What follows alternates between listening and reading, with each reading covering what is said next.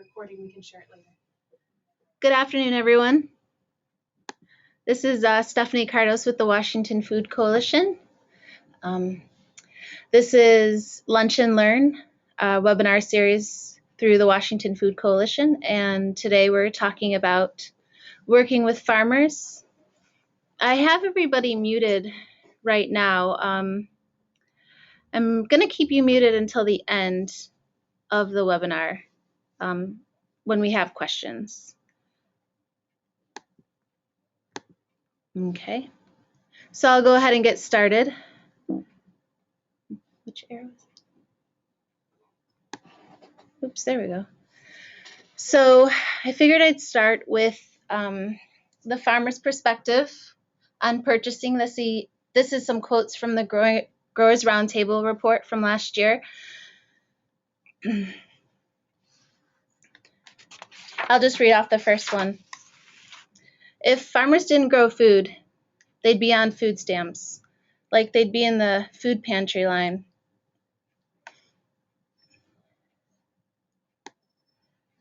Some of the goals that we have for the webinar today is just making you more comfortable when you reach out to farmers to ask for donations, or if you're starting a gleaning program or thinking about it.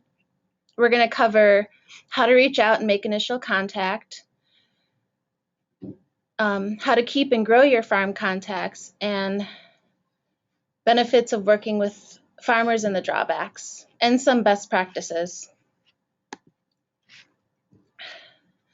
We're going to have two speakers, Max and Jenny, both run a gleaning program and agriculture program at the Bellingham Food Bank and at Moses Lake. So first up, we'll have Max talk, and then we'll have Jenny talk, and then we'll do a compare and contrast. Here's a quick outline of the webinar. First, we're going to just go over the programs at the Bellingham Food Bank and Moses Lake. And then secondly, we're going to do a compare and contrast. And the questions will be at the end of the webinar. There's a chat window. You can just write your questions in there and we'll cover the questions that you have. So why don't we get started? So this is Max Morange from Bellingham Food Bank, and I'm the Agricultural Programs Coordinator. Gleaning is one element of the work that we do at Bellingham Food Bank. It amounts to about 200,000 pounds or more of produce each year. This year being such a fantastic year for growing things, it was quite a bit more. We also purchase on contract in two different methods from farmers in Whatcom County. We run a Victory Garden campaign, which encourages people to bring their excess to the food bank. I'm sure many programs like this exist. And then we have a project that builds raised bed vegetable gardens directly at people's homes and connects them with resources with which to grow their own food, including seeds and plant starts and mentoring. So for the most part, in the 6 years that we've been in existence as a gleaning project at Bellingham Food Bank, we've worked with smaller scale farms. They range quite a bit in size in Whatcom County, but largely the fresh market farms that have vegetables are between 3 and 80 acres.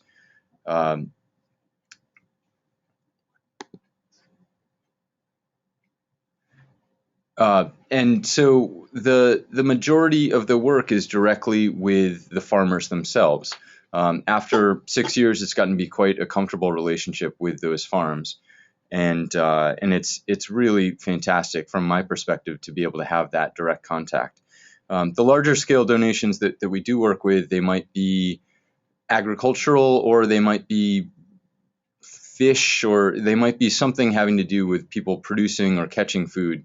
But generally, those work more in the context of the food bank directly receiving a large-scale donation. And I think we'll get a chance to talk a little bit more about some of the other elements coming up. So now over to Jenny.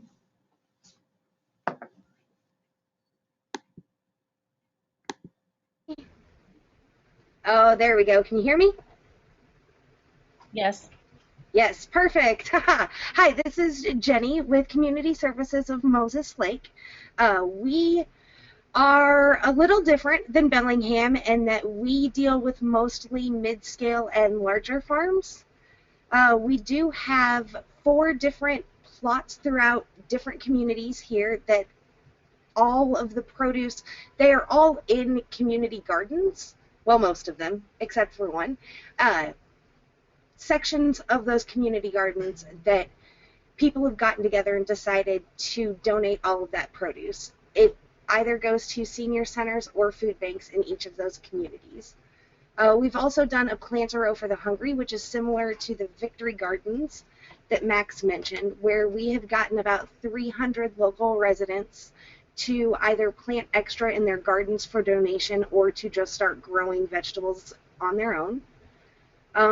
The production calls are similar to those larger scale donations straight from the packing plant that Max was talking about. We get at least 1 million pounds of those annually straight into the food bank. Luckily, we are in a huge agricultural area, so those aren't hard to find. We also do a farmers market recovery here in Moses Lake. I don't believe we've started it in any of the other surrounding communities. And then also gleaning and harvesting, which is easily 500,000 pounds annually. So in Moses Lake, here at the Community Services of Moses Lake, we do house the Moses Lake Food Bank, but we also distribute out to 34 other food banks in 5 counties here centrally. Included in those 5 counties are 3 of the actual 3 largest agricultural producing counties in Washington State: Benton, Yakima, and Grant County. So again, we do have an insane amount of abundance around here. A lot of what we have is potato and onion production. There are quite a few orchards in the area, and then a few smaller scale market farms. Not a whole lot of those in the area, but a few. Let's see.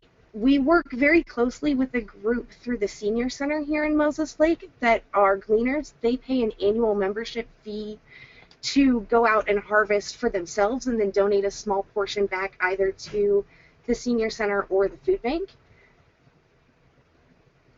And they usually go out and work to collect from the smaller scale farms, so the market farms or the backyards where someone has an apple tree that they don't want to harvest, or a garden that just got out of control and they don't want to think about it anymore. They'd like to donate it. So that's usually when the gleaners step in, and then we work with them through the Harvest Against Hunger program to go out and capture that abundance when we've got 10 acres of apple orchards that someone would like to donate. Let's see, other than that,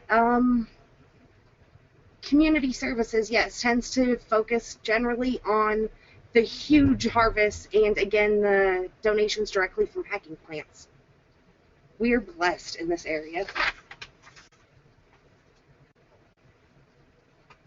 Thanks, Jenny. Yeah.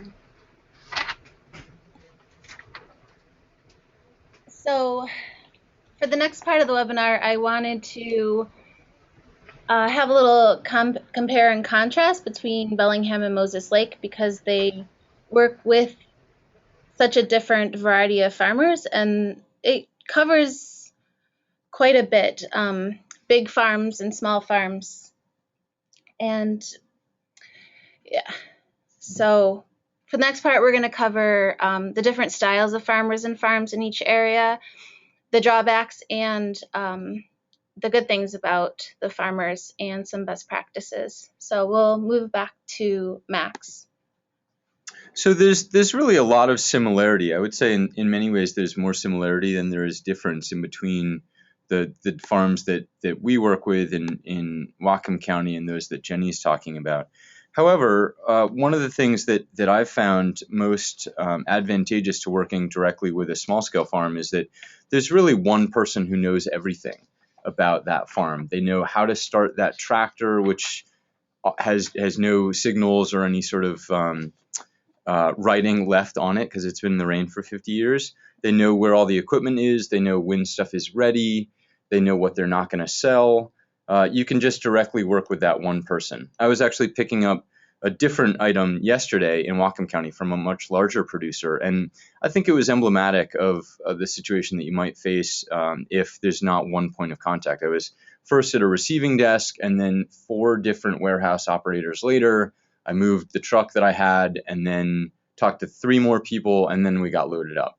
No one knew exactly what was going on. It worked great, and we got a lot of food for Whatcom County food banks, but it was a little bit more challenging. So that's one of the reasons that I really value having just one point of contact. The farmers that really like what it is that you do, if they are a small scale farm, are then the direct ambassador to the larger community. So if you leave a good taste in any one particular farm's mouth, if you will, then they can carry your message on to other potential gleaning opportunities, and you'll find that you're getting more contacted than you might if you're just working, say, with a warehouse manager who doesn't really interact a whole lot with other farms. So this said, there are some drawbacks to working with small-scale farms. Unlike the packing houses that Jenny's talking about, there's often not a forklift or even a pallet jack available. There's a lot of hand labor. There may not be tractors. There's some challenges to be had there. And the best way to mitigate those challenges is to really visit the farm before a glean actually happens and try to think through all the scenarios that you might find. So you're not trying to think on your feet with 15 volunteers in front of you, wondering where the shovels are if the tractor doesn't start, that sort of thing. The quantities of the produce might also be small. So it's more of an act, it's more of an art, I guess, than a science. But determining as a coordinator of such a project whether or not something's worthwhile and having really clear communication with the farmer is key. In some circumstances, the farm itself may be an incredible contact, but what they have to offer on any given day might not be enough to justify coordinating a glean. That's up to you. It depends a little on what else you're doing as a glean coordinator, if you have time in your schedule, how important that relationship is, and how clear your communication is with them. If they're a really trusted partner and they offer you a really small opportunity to glean, you've got a better opportunity. It's totally okay to say, in this situation, it doesn't make sense for us to try to coordinate this. We would love to have the produce, but we have another opportunity. If the relationship isn't so good, then you get to decide whether or not you want to try to figure out a way to glean what it is they have to offer, even if there are other things pressing on your plate. Farmers at any level are extremely busy. And so that's a universal truth, I think, in this business. But particularly with smaller scale farms, if they're running all of those aspects of their business, it can be hard to keep their attention. While they're helping you to coordinate a glean, they may get a call and have to run off to their farm stand or something else. So, there are pluses and minuses, but that's sort of the advice that I have to offer. So I'll hand it back over to, oh, no, I'm sorry, my mistake. I'm on for the next segment here as well, the best practices. So the things that I have found to be most useful in terms of connecting with farms is to make general contact in the off season. Coffee meetings, farm tours, these are always really good ways to connect with people. If you're in an area that does have smaller scale farms, but they are coalesced under some sort of particular umbrella, maybe it's the Farmers Market Association, maybe it's another commission of some sort, then trying to connect through leaders in that organization is a great way to do it. Make sure you've got a business card or a flyer or some way that after you've had a meeting with them, they can remember your number. Even better if you have a website with a consistent phone number, because consistency is really one of the most important things. What I've found is that people may remember the general idea of a project like a gleaning project, but if they've got to call 4 different people and they are on a pretty tight timeline for plowing something under so they can get a new crop in, they're unlikely to try to find you more than 2 or 3 different times. So if you have one point of contact and one phone number that stays consistent, it's a really great way to make sure that people can reach you when they want. And it's like any sort of a pattern or a track that you can wear in. Once they've had a good experience, then they'll keep calling you.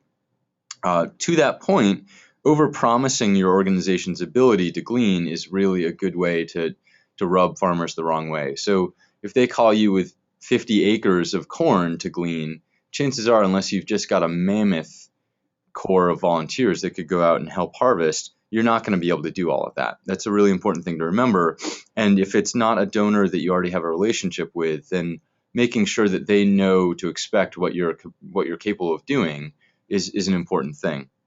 You could really bite things off that you can't chew, depending on where you are. And Jenny may be able to talk more about that. The equipment for harvesting is something that some farms will have. Some farms will understand that you don't have a lot of knowledge about what it is that they grow, and some won't. So what I really like to do is make sure that I know what capacity we have in terms of equipment before we go to a glean, and to communicate that directly with the farm. I want to make sure that we have containers, ladders, harvest harnesses, knives if we're going to be cutting anything. And you can ask a farm also what they have, and chances are they know better than you how to harvest things and may have equipment that they're willing to loan you. That runs the gamut from harvest knives to tractors to gators to transporting food or washing machines. But make sure that you've talked about it beforehand. Know the distribution system also that your organization is going to use. People will expect, even if you are just the glean coordinator, that you have some knowledge of the overall system that you play a part of. If you don't really know where food is going to go from the farmer's field, it probably is going to leave a less of an impression that their donation is going to a great cause. So know the warehouse side of things, and know also the PR side. People will ask you how many people visit your food bank or your food bank network when you're out gleaning. And it's a really fantastic opportunity that you can take to spread the message and the need of your organization. But if you're pretty ignorant about those things, then at the very least know whom you can refer people to, because people will want to know, and it's a missed opportunity otherwise. I said this a little bit about one of the things that I love about working with small scale farms, but finding ambassadors as well that can help spread your organization's message, both your need and whom you're serving, and financial need as well. These are really, really positive. And by way of connecting with other people and allowing them to share the message for you, everyone becomes invested in the work that you're doing. Look for ways also that you can help farmers. What we found, especially in the off season, is that if we get donations of things at the food bank, or we get called by Food Lifeline or other organizations with things that we can't really use but we know might be useful, like restackable folding plastic containers, those are really useful on farms, and people will be very, very happy to take them off your hands. And chances are they'll remember to call you when they've got excess. So it's a two-way relationship, and just try to remember that. All right, so I won't talk a whole lot about this, but I included in this webinar 2 different contracts that we use for Bellingham Food Bank. These are for contract purchasing, and I know that's the subject of next month's webinar. So these are available as part of this webinar, and if you've got questions about how we directly work with farms in Whatcom County, how we purchase food, then I'm really happy to entertain those, and we can get my contact information towards the end of this webinar. So here's one for a seed money program working with small scale farms that are pretty new on the scene, and here's one for Food Bank Fresh, which works with larger farms, and the contracts average about $5,000 each. So I think from here, I'll pass it back on to Jenny.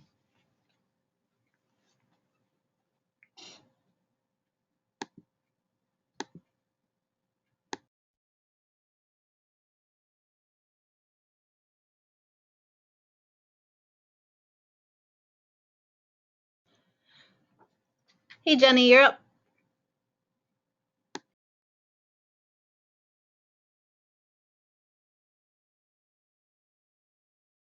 Haha, I was double muted. Can you guys hear me?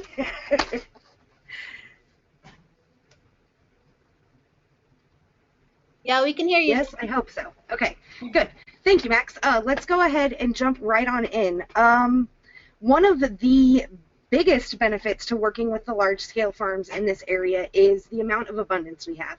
Again, generally our harvests are multiple acres of fields, which, like Max kind of mentioned, a blessing and a curse all at the same time.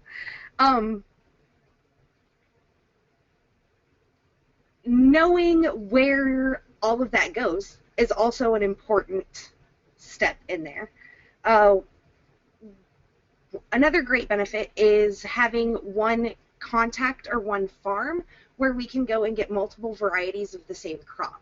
Quite frequently, we'll get a call from an orchardist who's got 8 or 10 varieties of apples that all are ready at different times of the season, so we can go out and kind of ahead of time schedule, oh, we know next month we'll have these 2 apple varieties available. And that helps in the planning a lot.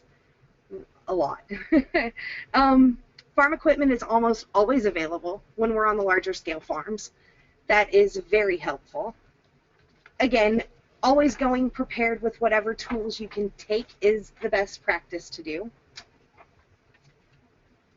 3 drawbacks to working with large-scale farms. Quite frequently, large-scale farmers are hard to find and refer you to packing plants or are unwilling to allow harvests.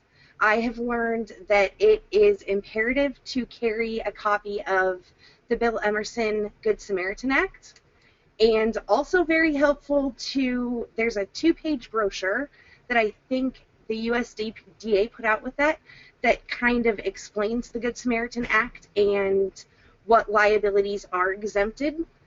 That is very helpful to have when reaching out to farmers and going out and trying to get, especially the larger scale farmers, to allow donations to happen and to allow harvests. A lot of them just don't want the liability of anyone on their property, not understanding that they really are exempt federally even. A lot of the larger scale producers are on very tight production schedules, so frequently we will get a phone call at 7 o'clock in the morning from a farmer who says, I just plowed up an entire pivot circle of onions. I'm going to plow them under at 4 p.m. today. Come get them. So we're trying to scramble and organize and get people together. And again, it comes down to that. Really, is it worth trying to scramble and get people out there? How much produce is really there? Again, the abundance is sometimes too great to capture, and that goes into Max saying, make sure you don't overpromise what you guys are able to do. We have gotten donations of 10 acres of orchards that have both been harvested and unharvested orchards. So, it's good to go out and scope and make sure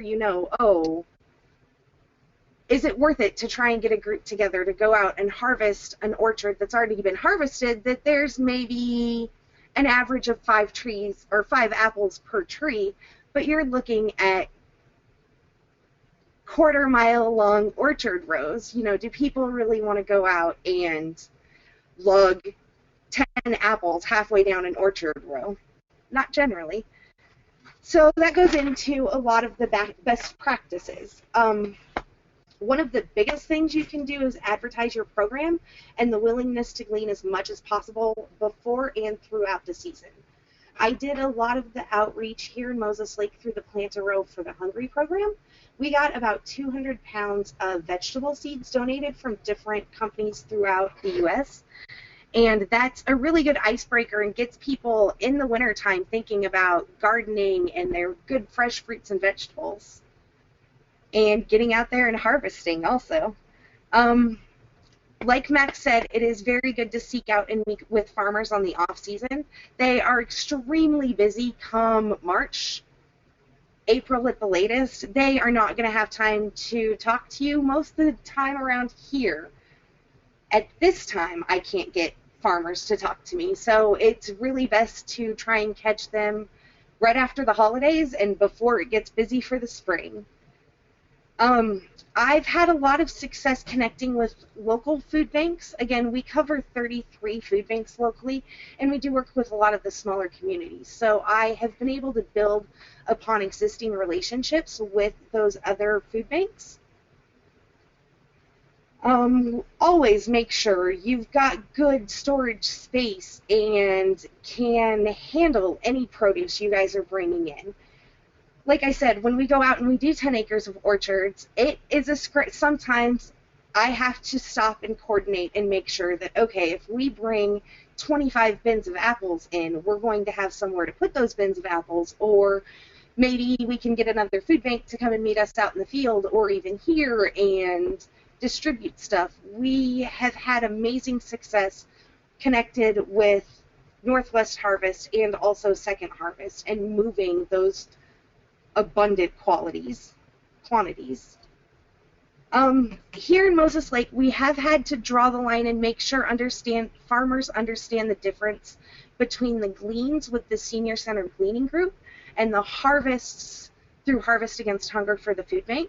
So I've always done my best to make sure I gauge a farmer's willingness to donate to individuals versus a food bank. I want to make sure I'm clear and they know that if I'm bringing 100 gleaners out, that yes, we're going to harvest some for the food bank, but then they are also going to take whatever they can that's left home with them. So far, we've been good. No farmers have complained about that. But again, I always make sure they know where that line is drawn. I do always carry copies of the liability waivers we do have volunteers sign, and also the Good Samaritan Act to ease farmers' hesitations, because a lot of the large-scale farmers do have them. They've been burnt before in the past letting cleaners in, or, you know, they have people who just randomly stop on the side of the road and steal a bunch of fruit. So they're sometimes very hesitant to let people come in. And then again, the best practice is judging that viability of the harvest. You know, how much is out there? How far of a drive is it? How many volunteers can we get? Like Max said, is there another bigger, better glean maybe we can do? Or what is our relationship with this farmer? A big of ours has been the amount versus the length of drive. We've had quite a few gleans that are about 100 miles away, and I found that it is virtually impossible to get people out there unless it's a crop that we just don't have closer or haven't been able to glean. So yeah, just always scope. Always scope. If you can take the time to go out and know exactly what you're going to be picking, sit down with that farmer if you can, or at least make that farmer walk you out to the field. I think we can move on if anyone has any questions. Thanks, Jenny. That was great. I'm going to put you back on mute now.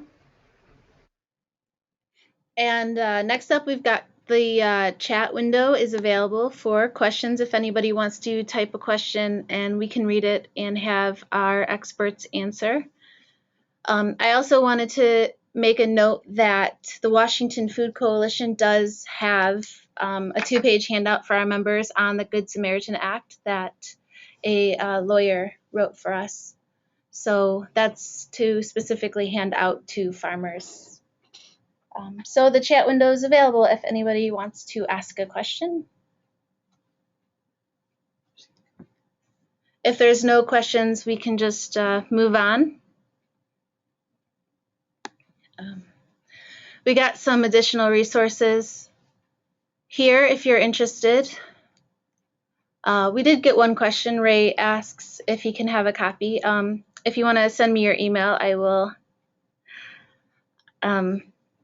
send it to you. Or actually, is it something that he could print out? Or we could send you a couple copies. Cool. So thank you. So here's some additional resources. There's a online produce recovery guide through Rotary First Harvest. The website's there. Also, the Growers Roundtable handout from last year is also through Rotary. We've got Growing Connections, which is specifically about purchasing, working with farmers, gleaning, and just making connections with farmers. And through us, we have plenty of handouts, training manuals, and the Good Samaritan handout. So I also wanted to make a note that Growing Connections, Northwest Harvest is going to be doing some trainings in the future. In 2015, they're going to be having some workshops. There's a little blurb about it. If you need more information, the email, Laura's email is here too. And if we don't have any more questions, we'll just wrap up. Next month, we're going to be talking about purchasing from farmers. So don't miss it. And thank you all for joining.